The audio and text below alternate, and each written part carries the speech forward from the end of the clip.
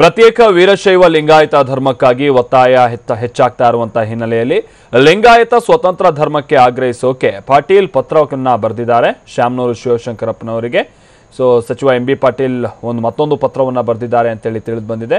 So Shamanur Shivashankarappa Veerashaiva ಮಹಾಸಭಾದ ಅಧ್ಯಕ್ಷ, ವೀರಶೈವ ಲಿಂಗಾಯತ ಸ್ವತಂತ್ರ ಧರ್ಮಕ್ಕೆ ಒತ್ತಾಯಿಸಲಾಗಿತ್ತು. 2013ರಲ್ಲಿ ಕೇಂದ್ರ ಸಚಿವರಿಗೆ ಈ ಬಗ್ಗೆ ನಾವು ಒತ್ತಾಯಿಸಲಾಗಿತ್ತು. ಈ ಪತ್ರಕ್ಕೆ ನಾನು ಸೇರಿದಂತೆ ಜನಪ್ರತಿನಿಧಿಗಳು ಸಹಿಯನ್ನ ಹಾಕಿದ್ದೆವು. ಆದರೆ ಸಹಿ ಮಾಡಿರೋದು ತಪ್ಪ ಅಂತ ಹೇಳಿ ನನಗೆ ಈಗ ಅರಿವಾಗಿದೆ ಅಂತ ಎಂ ಬಿ ಪಾಟೀಲ್ ಈ ಸಂದರ್ಭದಲ್ಲಿ ಹೇಳಿದ್ದಾರೆ ಅಂತೇಳಿ ತಿಳಿದು ಬಂದಿದೆ.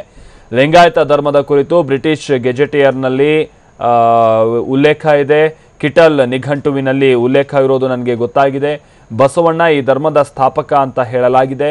ಮಹಾಸಭಾ ಇನ್ನಾದರೂ ತಮ್ಮ ತಪ್ಪನ್ನ ಸರಿಪಡಿಸಿಕೊಳ್ಳಲಿ ಅಂತ ಆ ಪತ್ರದಲ್ಲಿ ಅವರು ಉಲ್ಲೇಖ ಮಾಡಿದ್ದಾರೆ ಅಂತ ಹೇಳಿ ತಿಳಿದು ಬಂದಿದೆ.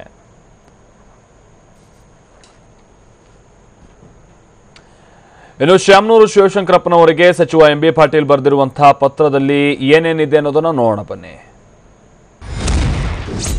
ಶ್ರೀ ಶಾಮನೂರು ಶಿವಶಂಕರಪ್ಪನವರು ಮಾನ್ಯ ಅಧ್ಯಕ್ಷರು, ಅಖಿಲ ಭಾರತ ವೀರಶೈವ ಮಹಾಸಭಾ ಬೆಂಗಳೂರು. ಇವರಿಗೆ ಮಾನ್ಯರೇ, ವೀರಶೈವ ಲಿಂಗಾಯತ ಸ್ವತಂತ್ರ ಧರ್ಮ, ರಾಷ್ಟ್ರೀಯ ಅಲ್ಪಸಂಖ್ಯಾತರ ಸ್ಥಾನಮಾನ ಮತ್ತು ಜನಗಣತಿಯಲ್ಲಿ ಪ್ರತ್ಯೇಕ ಕೋಡ್ ಕಾಲಂ ನೀಡುವಂತೆ ಅಖಿಲ ಭಾರತ ವೀರಶೈವ ಮಹಾಸಭಾ ದಿನಾಂಕ 31/7/2013ರಂದು ಕೇಂದ್ರ ಗೃಹ ಸಚಿವರಿಗೆ ಸಲ್ಲಿಸಿದ ಪತ್ರಕ್ಕೆ ನಾನು ಹಾಗೂ ನನ್ನಂತೆ ಹಲವಾರು ಜನಪ್ರತಿನಿಧಿಗಳು ಸಹಿ ಮಾಡಿದ್ದು, ಆದರೆ ನನಗೀಗ ಸಹಿ ಮಾಡಿರುವುದು ತಪ್ಪು ಎಂದು ಮನವರಿಕೆಯಾಗಿದೆ.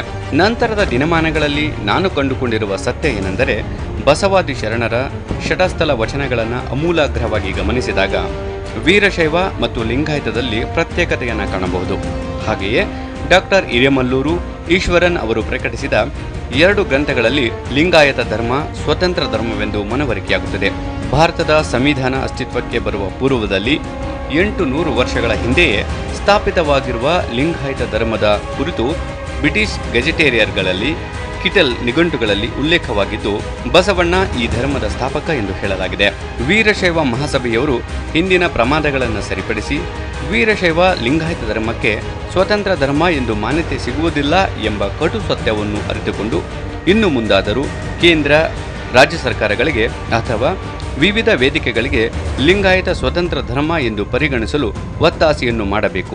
ನಾಡಿನ ಹಿರಿಯ ಮಠಾಧೀಶರಾದ ಪೂಜ್ಯ ಶ್ರೀ ಇಲಕಲ್ಲಿನ ಡಾಕ್ಟರ್ ಮಹಾಂತಪ್ಪಗಳವರು, ತೋಂಟದ ಡಾಕ್ಟರ್ ಸಿದ್ದಲಿಂಗ ಮಹಾಸ್ವಾಮಿಗಳು, ಬಾಲ್ಕಿಯ ಡಾಕ್ಟರ್ ಬಸವಲಿಂಗ ಪಟ್ಟದೇವರು, ಶಿರಿಗೆರೆಯ ಡಾಕ್ಟರ್ ಶಿವಮೂರ್ತಿ ಶಿವಾಚಾರ್ಯರು, ಚಿತ್ರದುರ್ಗದ ಶ್ರೀ ಮುರುಘಾ ಶರಣರು, ನಾಗನೂರು ಶ್ರೀ ಸಿದ್ದರಾಮ ಮಹಾಸ್ವಾಮಿಗಳು, ಕೂಡಲ ಸಂಗಮದ ಬಸವ ಮೃತ್ಯುಂಜಯ ಮಹಾಸ್ವಾಮಿಗಳು ಸೇರಿದಂತೆ doctor Mahadevappa, doctor Shivananda Jamadar, doctor Veeranna Rajuru, Ramzan Darga ಮತ್ತಿತರ ವಿದ್ವಾಂಸರನ್ನೊಳಗೊಂಡ ಹಾಗೂ ವೀರಶೈವ ಮಠದ ಪ್ರತಿಪಾದಕರನ್ನು ಪೂಜ್ಯ ಪಂಚಪೀಠಾಧೀಶ್ವರರನ್ನ ವಿಶ್ವಾಸಕ್ಕೆ ತೆಗೆದುಕೊಂಡು ಸಭೆಯನ್ನು ಜರುಗಿಸಿ ಚರ್ಚೆ ನಡೆಸಿ ಅದರ ಆಧಾರದ ಮೇಲೆ ಲಿಂಗಾಯತರು ವೀರಶೈವರು ಒಗ್ಗೂಡಿ ಒಟ್ಟಾಭಿಪ್ರಾಯ ಮೂಡಿಸಿ ಲಿಂಗಾಯತ ಸ್ವತಂತ್ರ ಧರ್ಮದ ಬೇಡಿಕೆಯನ್ನ ಆಗ್ರಹಿಸುವ ಅಗತ್ಯತೆ ಇದೆ.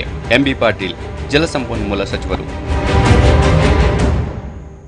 ಸೊ ಇದು ಎಂ ಬಿ ಪಾಟೀಲ್ ಅವರ ಪತ್ರಕ್ಕೆ ಶಾಮನೂರು ಶಿವಶಂಕರಪ್ಪ ಪ್ರತ್ಯುತ್ತರವನ್ನ ನೀಡಿದ್ದಾರೆ. ವೀರಶೈವ ಲಿಂಗಾಯತ ಪ್ರತ್ಯೇಕ ಧರ್ಮವಾಗಬೇಕು, ಅಖಿಲ ಭಾರತ ವೀರಶೈವ ಮಹಾಸಭಾದ ನಿಲುವು ಸ್ಪಷ್ಟವಾಗಿದೆ ಅಂತ ಹೇಳಿದ್ದಾರೆ. ಅಲ್ಲದೆ ಎರಡೂ ಕೂಡ ಒಂದೇ ಅಂತ ಸ್ಪಷ್ಟಪಡಿಸಿದ್ದಾರೆ. ಈ ವಿಚಾರದಲ್ಲಿ ಮಾತೆ ಮಹಾದೇವಿ ಅವರು ಗೊಂದಲವನ್ನು ಸೃಷ್ಟಿಸ್ತಾ ಇದ್ದಾರೆ ಅಂತ ಆರೋಪಿಸಿದ್ದಾರೆ.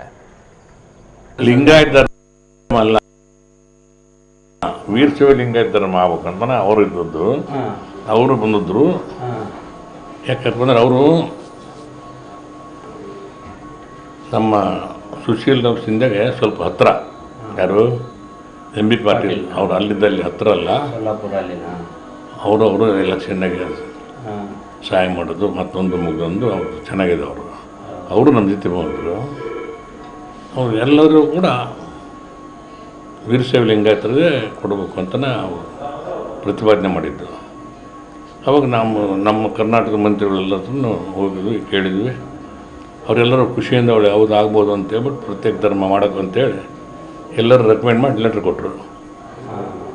ಅವನ್ನ ಇವರಿಗೆ ಕೊಟ್ವಿ, ನಮ್ಮ ಸುಶೀಲಾ ಸಿಂಧೆಯವರಿಗೆ. ಆಮೇಲೆ ಸೋನಿಯಾ ಗಾಂಧಿ ಅವ್ರನ್ನ ಕಂಡಿದ್ವಿ.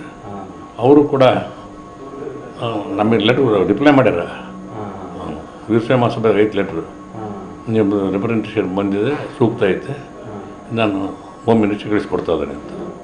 ಹೋಮ್ ಮಿನಿಸ್ಟ್ರಿ ಕಳಿಸನ್ನಿತಾನೆ ಐತೆ. ಇನ್ನು ರಂಭಾಪುರಿ ಶ್ರೀಗಳ ವಿರುದ್ಧ ಹೇಳಿಕೆಯನ್ನ ನೀಡಿರುವಂತ ಮಾತೆ ಮಹಾದೇವಿ ವಿರುದ್ಧ ದಾವಣಗೆರೆಯಲ್ಲಿ ಪ್ರತಿಭಟನೆ ನಡೀತಾ ಇದೆ. ವೀರಶೈವ ಸದ್ಬೋಧನಾ